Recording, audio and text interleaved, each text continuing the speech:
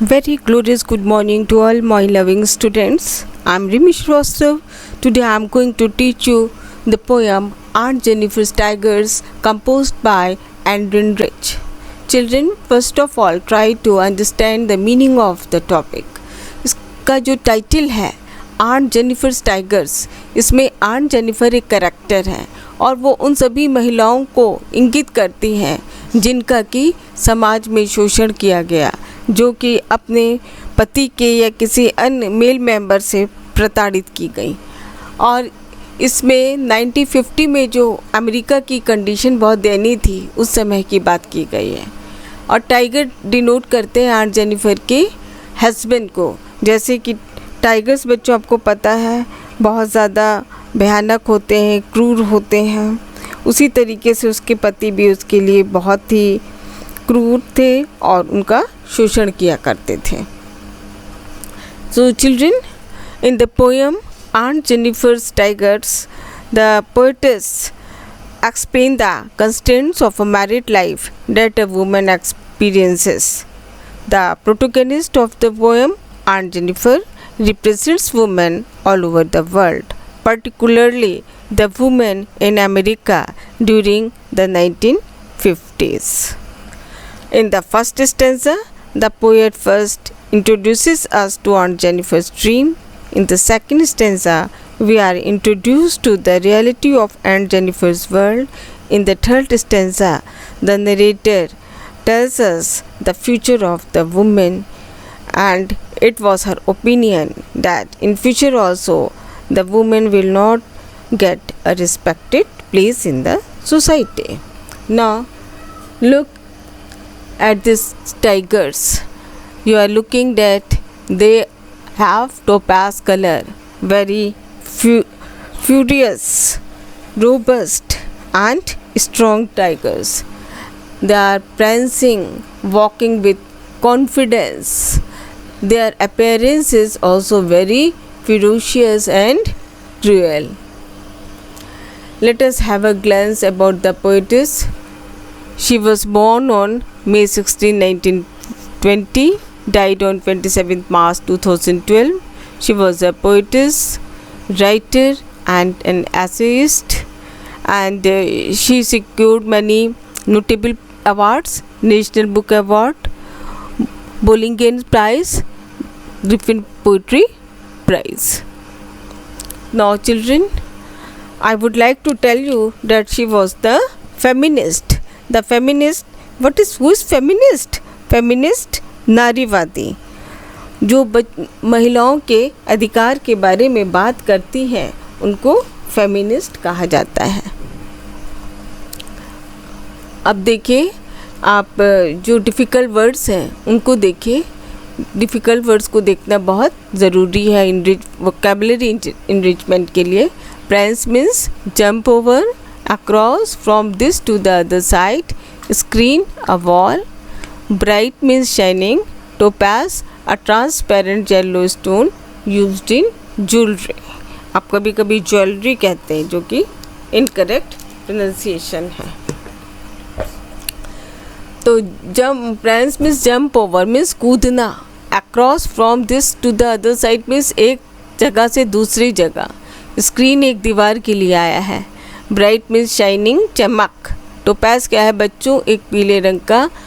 Transparent means जिसके are पार दिखे, पारदर्शी ऐसा स्टोन, और जिसको ज्वेलरी बनाने में, जेवर बनाने में जिसका प्रयोग किया जाता है। अब आप इनकी पिक्चर देख लीजिए। ये है टोपैज, इसे हम हिंदी में पुखराज भी कहते हैं। प्रेंस माने कूदना, मैंने आपको बताया। You can see the picture of prance. Now I am going to read out the poem, listen carefully. Aunt Jennifer's tigers prance across the screen, bright topaz denizen of a world of green. They do not fear the men beneath the tree.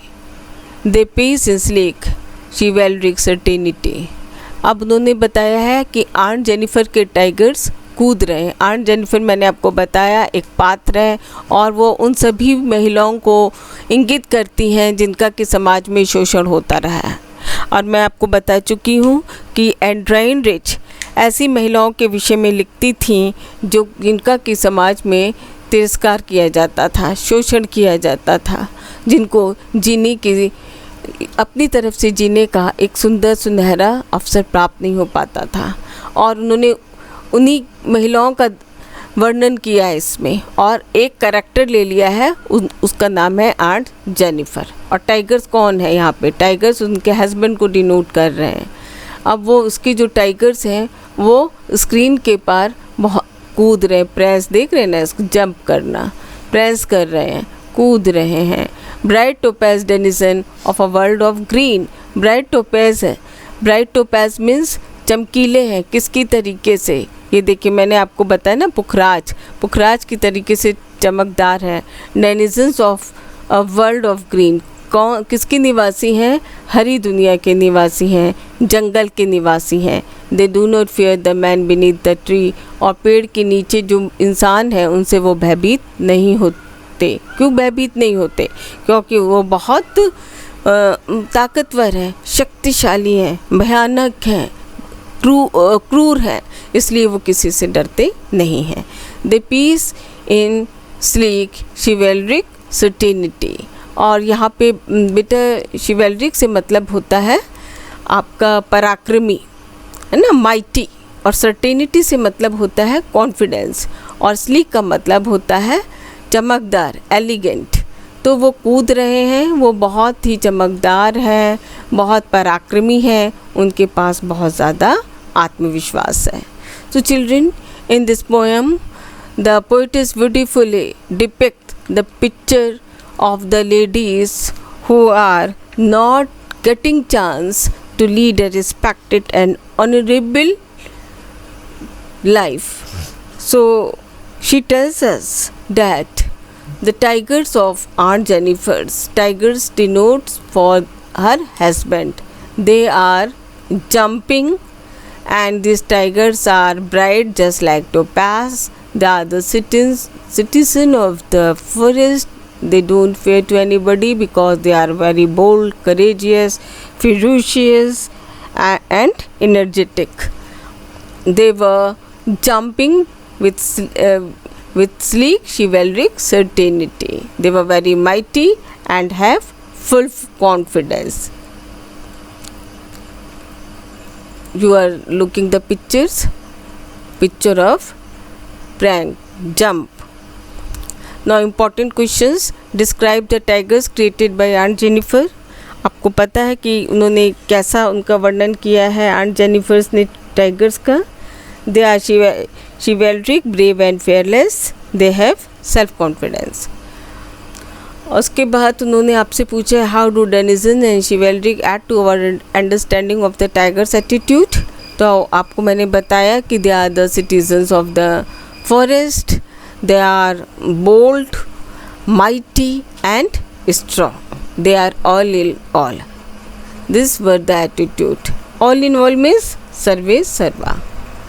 Keywords देखिए बच्चों। Fluttering means moving about, इधर उधर घूमना। Ivory क्या है? Made of Ivory, हाथी के दांत से बना सामान। पुल मीन्स ड्राइंग, खींचना। मैसिव मीन्स हैवी, भारी। बैंड मने स्ट्रिप। अब ये मैं आपको दिखा रही हूँ, यह आपका टस्क से बना हुआ सामान है। जो हाथी के दांत का सामान होता है वो उसकी निडल है। आपने इसमें पढ़ा होगा कि आपको मैं इसमें बताऊंगी कि वो आइवरी निडल नहीं पकड़ पा रही थी। तो ये है बच्चों आइवरी निडल। आइवरी निडल हाथी के दांत से बनी हुई निडल। अब ये जो है बच्चों हाथी के दांत से बने हुए खिलौने दिखाए गए हैं। अब सेकंड स्टेंजा देखिए। Aunt Jennifer's fingers fluttering through her wool find even the ivory needle hard to pull. The massive weight of Uncle's wedding band sits heavily upon Aunt Jennifer's hand. Aunt Jennifer की जो उंगलियां हैं वो बहुत ज़्यादा काँप रही है, जबकि वो ऊन के टाइगर्स बना रही हैं। ऊन के टाइगर्स बना रही हैं, एक तरीके से वो अपना फ्रस्ट्रेशन निकाल रही हैं उन टाइगर्स को बनाने में। और उनकी उंगलियां फ्लटरिंग कर रही हैं, ट्रेम्बलिंग कर रही हैं, काँप रही हैं, क्योंकि वो बहुत ज़्यादा भयभीत हैं। उनको अपने पति से बहुत डर लगता है, क्योंकि उनका बहुत अधिक शोषण किया गया है। और इतनी ज़्यादा वो बच्चों आतंकित हैं कि एक आइवरी नीडल नहीं पकड़ पा रही, हाथी के दांत से बनी हुई सुई वो पकड़ने में असमर्थ हैं। The massive weight of uncle's wedding band, और जो अंकल के साथ उनका विवाह का जो बंधन है वो उनके लिए बहुत भारी पड़ रहा है बच्चों। क्यों भारी पड़ रहा है? क्योंकि शादी के बाद जो हस्बैंड वाइफ है उनमें अंडरस्टैंडिंग होनी चाहिए, कोऑपरेशन होना चाहिए, आपस में एक दूसरे के लिए सिंपैथी होनी चाहिए। लेकिन आंट जेनिफर के केस में ऐसा बिल्कुल भी नहीं था। So children, aunt Jennifer was very afraid of a husband. She was always shocked to see him because he was very dominating, cruel and ferocious person. He never gave her respect. He never tried to understand her. He never showed any sympathetic, helpful and cooperative attitude for the Aunt Jennifer. That is why the weight of Uncle's wedding band was very happy for Aunt Jennifer, who was really very polite, sober, soft and good lady. This is the marriage band, children, and in this picture you can see a husband is scolding his wife. You can see the picture, how angry is he. So her husband was also very ferocious. He was also very cruel. He never tried to understand the feelings of Aunt Jennifer. Now look at the difficult words.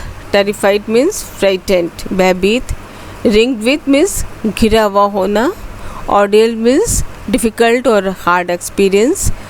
जो कठिन काम हम अपने जीवन में करते हैं या अनुभव जिनको हम फेस करते हैं उसको ऑर्डियंस कहा जाता है। मास्टर्ड बाय मीन्स कंट्रोल, नियंत्रित करना। पैनल होता है बच्चों बोर्ड। अब आप देखिए, ये आपने वर्ड देखा है टेरिफाइड, इसका एक्सप्रेशन है, ये टेरिफाइड का एक्सप्रेशन है। अब देखिए third stanza. When aunt is dead, her terrified hand will lie still ring with orders she was mastered by. The tigers in the panel that she made will go on prancing proud and unafraid.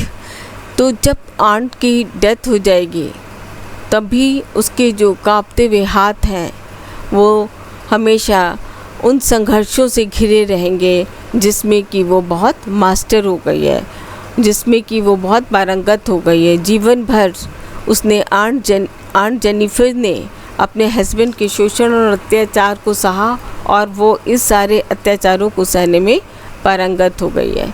और उन्होंने कहा कि जो tigers हैं panel में जो उसने बनाया है वो हमेशा कूदते रहेंगे, उनमें हमेशा घमंड रहेगा और वो कभी भी किसी से भयभीत नहीं होंगे। तो in this stanza aunt Jennifer was very afraid and it was expressed by the poet that even after her death she will be ringed with ordeals. She was so afraid, she was full of fear due to the dominating nature of his husband, and it was the assumption of the poetess that this sort of behavior, what sort of behavior, children? That her husband was very dominating, cruel. He never tried to understand the feeling and he never bothered about his wife. This sort of attitude will continue in coming time also. It was the opinion of the poetess. You can see both pictures and this picture indicates that Aunt Jennifer was very sad, just like this lady. And this is the symbol of tigers. तो बच्चों 3 symbols का प्रयोग किया गया है। मैंने जैसे पहले बताया कि आंट जेनिफर उन सभी महिलाओं को इंगित करती हैं जो इनका कि शोषण और अत्याचार मेल मेंबर्स के द्वारा किया जाता था। दूसरा मैंने आपको बताया टाइगर्स कौन है, जो उसके हस्बैंड हैं। क्यों? क्योंकि टाइगर्स कैसे होते हैं बच्चों? स्ट्रॉन्ग होते हैं, एनर्जेटिक हैं, फिरोशियस होते हैं, रोबस्ट होते हैं, हार्मफुल होते हैं। उसी तरीके से उसके हस्बैंड भी बहुत भयानक थे, बहुत रूड थे, रफ थे, क्रूएल थे और स्ट्रॉन्ग थे। तो ये और मैरिज बैंड उन्होंने क्यों भारी बांधा है? क्योंकि वो जो जीवन जी रही थी उसमें कोई भी स्नेह, सम्मान और कॉर्डियल रिलेशंस जो होते हैं ना, very cordial relations, there were no cordial relations. She was always tortured and exploited by her husband. तो children, in this poem it has a perfect rhyme scheme, AABBCC. This makes it lyrical in nature. Now look at the main point in this poem. The poet addresses the constraints of married life experienced by a woman. जीवन में जो विवाहित महिलाओं को ये जो सास शोषण होता है, जिस बंधन में वो रहती हैं, उसका बहुत ही सुंदर चित्रण किया गया है। Aunt Jennifer weaves tiger into the panel. Aunt Jennifer panel में टाइगर्स को बनाती हैं और ये टाइगर बच्चों कैसे हैं? बहादुर हैं और उनको पुरुषों से किसी भी प्रकार का भय नहीं है। क्यों भय नहीं है? क्योंकि they were very cruel, strong, fierce, energetic, ferocious and robust. उसके बाद उन्होंने बताया aunt Jennifer is terrified by her dominating husband. वो बहुत भयभीत थी क्योंकि उसका जो पति था वो बहुत डोमिनेटिंग नेचर का था। Her fingers flutters due to the mental suppression. मानसिक रूप से उस पर दबाव रहता था, इसलिए उसकी उंगलियां काँप रही थी। She is not happy with her married life. वो अपने वैवाहिक जीवन से प्रसन्न नहीं थी। She will die but her art will express her desire to move proudly and fearlessly like the tiger she has. अब उन्होंने कहा कि बहुत ही अच्छी बात कही कि वो मर जाएगी, लेकिन उनके अंदर एक ये इच्छा रहेगी कि वो भी इन टाइगर्स की तरह गर्व के साथ और बिना भय के इस समाज में रह पाती। ये इच्छा सदा के लिए उसके मन में रह जाएगी। तो बच्चों, आपने हम पढ़ा होगा यत नारीस्तु पूज्यते रमन्ते तत्र देवता। जहाँ नारियों की पूजा होती है वहीं देवताओं का निवास होता है। तो इस कविता के माध्यम से कवित्री ने हमको ये सीख दी है कि हमें महिलाओं का सम्मान करना चाहिए। Children, women make up one half of society. Our society will remains backward and in chains unless its women liberated, enlightened and educated.